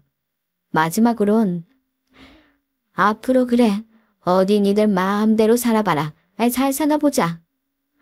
나는 말을 던지시면서 그리고 길게 문자로 제 남편에겐 넌 며느리 뒤에 숨어서 아무 말도 못한다고 저는 아들을 조종했다고 어찌나 다그치시던지요. 이 내용을 고스란히 나중에 친정엄마께 보여드렸더니 엄마는 속상하셨는지 어디 이런 양반이 다 있냐면서 시댁으로 가겠다고 난리셨습니다. 아니 자기 아들만 곱게 키운 줄 아나? 유진아 안 되겠다. 내가 가야겠어. 어디 이런 못돼 먹은 시애미가 다 있어. 참나 기가 막혀. 상견례 때 교양 거리며 하도 교양을 강조하길래 그건 아는 양반인 줄 알았더니 아니 요즘 세상에 이런 시어머니가 어딨니? 너 사돈어른 한 번만 더 니들 사는 집에 가면 그땐 당장 엄마한테 말해라. 그땐 내가 가서 아주 홀줄을 내줄 테니까. 엄마는 그에 이어 제 남편까지도 불러 단단히 혼을 내셨습니다. 자네, 우리 결혼하기 전에 나한테 뭐라 했는가? 적어도 시댁 문제는 자네가 책임지고 해결하겠다고 하지 않았나? 이게 지금 해결하는 태도인가? 자네 시어머니 막말하는 거 우리 유진이가 일방적으로 다 듣고 혼자 감당하고 있는데 애가 얼마나 힘들고 고생스러웠겠어. 나는 사돈도 그렇지만 자네에게 더 실망인데. 죄송합니다, 장모님. 제가 생각이 짧았습니다. 앞으로 주의하겠습니다. 엄마의 불호령에 남편은 찍소리도 하지 못하고 그저 죄송하단 말만 반복했어요. 엄마가 그렇게 제 편을 들어주시니 얼마나 기분이 좋던지 얼마나 위안이 되던지 눈물이 날 뻔했어요. 그 후로 시어머니는 정말 본인 말씀대로 저희에게 연락도 하지 않으셨고 집으로 찾아오시지도 않으셨어요. 처음엔 대놓고 이 집을 들락거리는 시어머니가 없으니 마음이 편했죠. 이제 드디어 우리 집에 사는 것만 같고 언제 시어머니가 오실까 걱정하지 않아도 되니 좋았습니다. 그런데 이게 시간이 지속되다 보니 마음 한켠 불편하기도 하더라고요. 이래도 되나 첫 단추를 너무 잘못 깬 건 아닌가 싶기도 하고요. 그때 형님에게서 전화가 걸려왔어요. 다른 게 아니라 시어머니가 제 욕을 무진장 해댔더라고요. 어찌나 욕을 하시던지 버르장머리가 없다느니 자기가 며느리를 잘못 들여 이 고생을 한다고 하느니 아휴 듣느라 나도 계속 피가 날 뻔했다니까.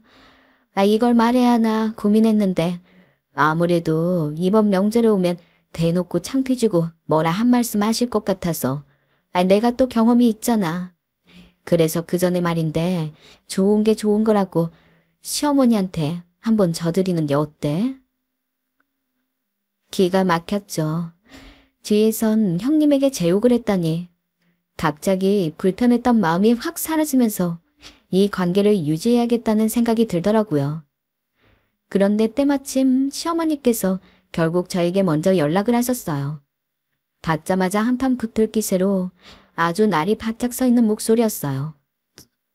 내가 연락을 안 하면 넌 아예 할 생각을 안 하는 거니? 그리고 연락 못 받았니? 무슨 연락이요? 시경이가 연락하라고 안 하든 시엠이 무서운 줄 모르고 그만 까불라고 내가 분명히 전달하라 했는데. 어머님, 지금 저 협박하시는 건가요? 협박이 아니고 어른을 대하는 예의를 알려주는 거다. 니들 신혼여행 끝나고 오면 다시 집 점검하러 갈 건데 내가 그때 말한 거 다 바뀌었는지 제대로 하고 있는지 볼 거다. 생각이 있으면 알아서 잘해놓거라. 그럼 끝낸다. 뒤로 까무러쳐도 100번은 까무러칠 시어머니의 통화. 간다고 통보하고 끊는 시어머니의 전화를 받고 전 할 말이 이렇습니다. 아랫사람 부리듯 저를 대하는 이 태도가 너무 징글징글하더군요. 마음 같아선 엄마에게 달려가고 싶었지만 전 그날로 시어머니의 이 못된 버릇을 고쳐주고 싶어 한 가지 결심을 했습니다. 그 결심을 남편에게도 알렸고요. 나 비밀번호 바꿀 거야. 뭐? 남편은 놀랐지만 제 얘기를 듣더니 퍼뜩 놀랐습니다. 그리고 저를 설득하기 시작했어요. 너무 흥분하지 말아라. 조금만 진정해라. 이러면 싸움밖에 더 되지 않느냐. 중간에서 자기도 힘들다. 남편의 한탄은 끝도 없이 이어지더군요. 듣다가 당사자인 제가 나자빠질 정도로요. 엄마도 오셨다가 갑자기 비밀번호 바뀐 거 하시면 기분 상하실 수도 있잖아. 최소한 엄마한테 말하기만 해줘. 응? 부탁이야. 남편의 설득은 신혼여행에서도 계속되었습니다. 행복해야 할 신혼여행에서 저희 사이엔 시어머니 얘기가 끊이질 않았고 저도 남편도 너무 스트레스를 받아 했죠. 그러다 문득 사실 연애할 때만 해도 많이 의지했고 믿었고 그래서 한 결혼인데 신혼여행에서 일해야 한다는 현실이 슬펐어요. 결국 돌아오는 날 밤 제가 남편에게 말했습니다. 그리 하겠다고요. 비밀번호 바꾼 건 말씀드리겠다고요. 남편과의 관계를 위해선 몇 번을 생각해봐도 이게 맞다고 생각했고 더 이상 서로가 불편하지 않을 방법이라고 생각했어요. 그렇게 신혼집으로 돌아왔고 오자마자 제일 먼저 한 일이 비밀번호로 바꾼 것이었습니다. 결혼식을 막 치르고 행복한 여행을 마치고 온 신부가 보금자리에 오자마자 하는 일이 이런 일이라니. 한편으론 참 서글프기도 하더군요. 하지만 저는 마음을 강하게 먹어야 했어요. 일뿐 아니라 제가 제대로 결심하게 된 것은 사실 결혼식 전날에 있었던 일 때문이기도 한데요. 다음날 있을 식을 준비하며 저와 남편은 나름의 피부관리를 하고 최대한 편안한 마음으로 자려고 일찍 쉬려던 중이었습니다. 그런데 갑자기 어머니가 들이닥치신 거예요. 어머, 어머니. 너무 놀라서 저와 남편은 동시에 얼굴에서 팩을 떼고 일어났습니다. 그러자 어머니는 여전히 못마땅한 얼굴로 저를 쳐다보시더군요. 그러면서 이후에 하신 말씀은 정말 경악 그 자체였습니다. 오늘 우리 아들 보내는 마지막 날이기도 하고 너무 아쉬워서 여기서 자고 가려고 왔다. 며느라다. 좀 불편하긴 하겠지만 이해해줘라. 내가 얼마나 아쉬우면 그러겠니. 처음엔 농담인가 싶었어요. 그만큼 황당했으니까요. 차라리 아들을 데려가시던가 부부 둘이 사는 신혼집에 와서 같이 주무시겠다는 건 뭘까요? 엄마, 내일 우리 시기야. 바로 집 옆인데 왜 그래 엄마도 참. 왜? 내가 내 아들 집에도 못 오냐? 며느라, 너 싫어. 아니야, 그게... 그 상황에서 뭐라고 답해야 될지 하도 황당해서 말이 나오지 않았습니다. 결국 그날도 남편이 억지로 어머니를 집으로 모셔다 드렸어요. 시댁과 우리 신혼집은 1분밖에 안 되는 거리인데 뭐가 그렇게 아쉬우셔서 밤 9시에 들어오신 건지 생각해보면 그때 알았어야 했죠. 시어머니가 어떤 분이신지 그리고 제가 어떤 결혼 생활을 하게 될지 말입니다. 아무튼 저는 그때 일을 생각해서라도 좀 안에 바로잡지 않으면 모든 게 어그러질 것 같아 불안했고 비밀번호를 꼭 바꾸겠다는 결단을 내릴 수밖에 없었어요. 그리고 남편을 통해서 비번을 바꾼 것을 어머니께 전달하기로 했고 그저 알겠다고 하셨다고 들었어요. 저도 결혼이 처음이고 남편과 하나씩 맞춰갈 것도 천지인데 왜 어머니까지 이렇게 신경을 쓸 게 많은 것인지 머리가 너무 아프고 자꾸 마찰이 생긴다는 게 마음이 아프고 불편하더군요. 그래도 일단 꿈같은 신혼여행을 마쳤고 양가 안부 전화를 각자 드린 후 다음날 직장에 출근했어요. 남편도 인사드릴 게 많아서 좀 늦는다고 했고 이날 너무 피곤해서 저도 밖에서 식사를 하고 집에 돌아왔어요. 헌데 있어서는 안 되는 일이 일어난 것입니다. 현관문 도어락 비밀번호를 아무리 눌러봐도 계속 오류가 뜨면서 열리지 않는 것이었어요. 분명히 전날 남편과 함께 번호 지정하면서 바꾼 것인데 아무리 눌러봐도 똑같은 상황만 반복되었어요. 그거 잠깐 바꿨다고 이렇게 고장이 나나 싶어서 당황스러웠고 서비스 센터로 상담 시간이 끝났을 때라 이만저만 난감한 게 아니었어요. 바로 남편에게 전화했지만 받지도 않았고요. 혹시 몰라 남편이 약속이 바뀌어서 집에 들어와서 자고 있는 게 아닐까도 싶었어요. 자주 회식이 변경될 때도 있는 곳이었고 전날 무척 피곤했거든요. 그래서 만약을 생각하며 벨이라도 눌러보았습니다. 그러자 문이 열렸는데 벨을 누르지 말아야 했던 것일까요? 그때 열어보지 않았으면 그런 꼴을 당하지 않았을 텐데 다시 생각해도 후회스럽습니다. 문이 열리자마자 저와 눈을 맞추고 서 있는 사람은 남편이 아닌 어머니였습니다. 무슨 저를 일생의 원수로 보듯 눈에 노랗게 불이 들어온 게 느껴질 정도로 부들부들 떨면서 노려보시더라고요. 그리고 도저히 제가 용서할 수 없는 짓을 질러버리고 마셨어요. 어머니? 라고 제가 입을 여는 순간 바로 제 뺨에 불이 번지는 게 느껴지더군요. 눈앞에 번쩍하고 도는 게 느껴질 정도로 얼굴이 완전히 옆으로 돌아갈 정도로 어머니는 제 뺨을 세게 때리신 거였어요. 너무 일순간에 벌어진 일이라 저는 휘청하며 옆에 있는 계단 난간을 잡았습니다. 그때 온갖 수치심과 모욕감으로 그 난간을 잠깐 쳐다봤던 것이 아직도 생생해요. 그러고도 어머니는 뭐가 그렇게 자신이 넘치시는지 이윽고 말 같지도 않은 말을 이어가셨어요. 야, 너 나 무시하니? 네 시애미를 무시해? 네가 뭔데 이 집 비밀번호를 바꿔놔. 내가 처음부터 너 마음에 안 들었어. 우리 명호가 하도 좋아하니까 이런 빈티가 줄줄 흐르는 걸 며느리로 받아줬더니 감히 이런 일을 저질러.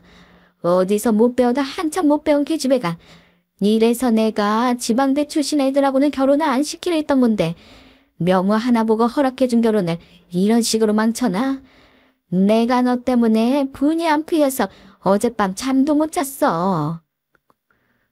당시 녹음을 한 것도 아닌데 이 말을 하나하나 다 기억하고 있을 정도로 어머니가 당시 한 말들은 끔찍하게 그지없었습니다.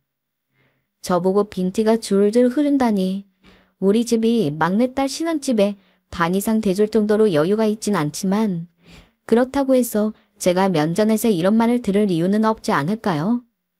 이래봬도 막내딸로 태어나서 부모님 사랑과 언니들 사랑 듬뿍 받으면서 자라왔고 어디를 가던 너는 우리 귀한 딸이라는 말을 아빠에게 들으면서 함께 웨딩마치를 했던 것이 생각났습니다. 정말 온 얼굴에 눈물이 흐르면서 분노로 몸이 부들부들 떨리더군요. 온 동네가 떠나가라 저에게 괴성을 질러대는 어머니에게 저도 입안에서 욕이 튀어나왔습니다. 얼굴까지 얻어맞은 이상 내가 뭘 못하겠냐 싶더군요. 당장 꺼지세요. 꺼지시라고요. 여기서 안 나가시면 폭행죄를 신고할 겁니다. 꺼지세요. 엄마, 여보, 이게 무슨 일이에요? 아니 폭행은 또 뭐고 당신 뺨은 왜 이래? 애가 정말 하도 버리장머리 없게 행동하길래 내가 훈계를 좀 해줬다. 너무 너도 이제 엄마만 믿어. 엄마가 다 알아서 해줄 테니까.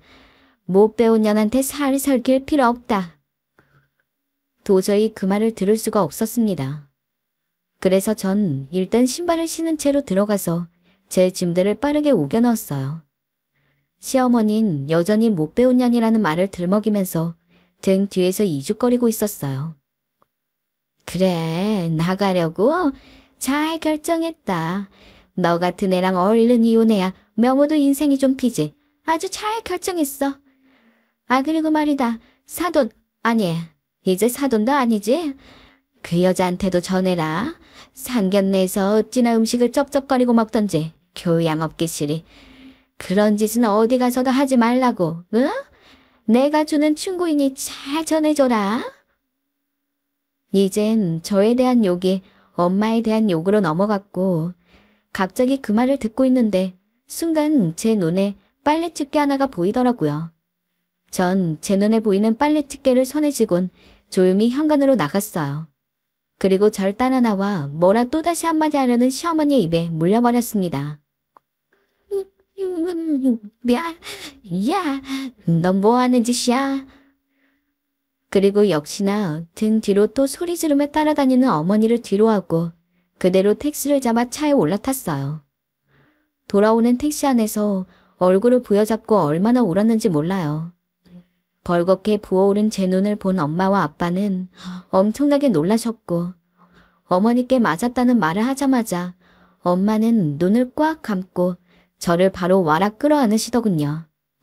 그 모습에 얼마나 서러움이 번지고 눈물이 넘치던지 내가 이렇게 엄마한테 귀한 딸인데 자기 자식 때문에 남의 자식을 함부로 다룬 시어머니를 용서할 수 없었습니다.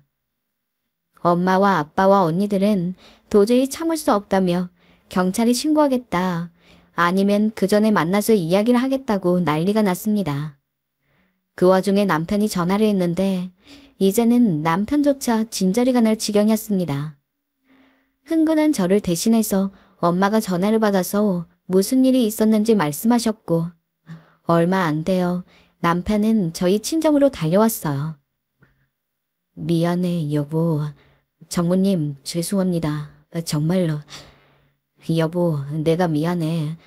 근데 지금 이혼하면 당신도 손해야. 아 그리고 당신도 우리 엄마한테 못할 짓 한 건 맞잖아. 남편도 꼴 보기 싫었고 이렇게 되는 상황까지 결국 남편도 책임이 있는 게 아닌가 하는 생각이 들 지경에 남편의 말은 꽤 충격적이었죠. 그러면서도 웃긴 건 제게 계속 집으로 돌아와 달라 빌었어요. 이런 사실들을 모두 시어머니도 전해들었는지 부재중 전화가 10통이 넘게 와 있더군요. 때까지 무시하고 받지 않았는데 문자 한 통을 보내셨더군요. 며느리야, 용서해주마. 얼른 들어와라. 명호 기다린다. 정말 주옥같이 한마디도 버릴 것이 없는 문자더군요. 갑자기 저를 야라고 부르던 호칭에서 며느리로 변한 것 하며 들어오라는 이유가 자기 아들 때문이라뇨. 이제 와서 아들 이혼당할까봐 겁이 난 걸까요? 당시에는 무슨 생각인진 몰라도 저는 혼인신고를 늦게 하자는 주의였는데 이제 생각해보니 안 하길 정말 잘했다는 생각도 들었습니다. 그런 반면에 사람들 앞에서 그렇게 식을 치러놓고 한 달도 안 돼서 이런 꼴을 당하고 이혼을 생각해야 하는 게 너무 억울하기도 했고요. 전 그럼에도 끝내기로 결심했습니다. 나중에 저희 시어머니는 친정으로까지 찾아와 사죄를 해야 했어요. 남편이 하도 앓는 소리라니 어쩔 수 없이 온 듯했지만 태도는 공손했습니다. 사돈, 제가 며느리에게 조금 함부로 하긴 했습니다. 근데 다혜를 생각해서 한 말이고 행동입니다. 같은 자식 키우는 입장에서 너그러이 봐주세요. 사돈은 누가 사돈입니까? 같은 자식 키우는 입장이요? 그럼 본인 자식만 소중한 게 아니고 제 자식 소중하다는 것도 아셨어야죠. 이제 와서 사람 할 키워놓고 망가뜨리고 사과하면 끝입니까? 당신 때문에 이 두 사람 이혼하는 겁니다. 그건 똑똑히 아세요. 그리고 지방대 나왔다고 제 딸 무시하셨던데 그러는 당신은 중졸 출신 아니에요? 어이가 없어서. 여기서 더하면 험한 말 나올 수 있으니 당장 나가세요.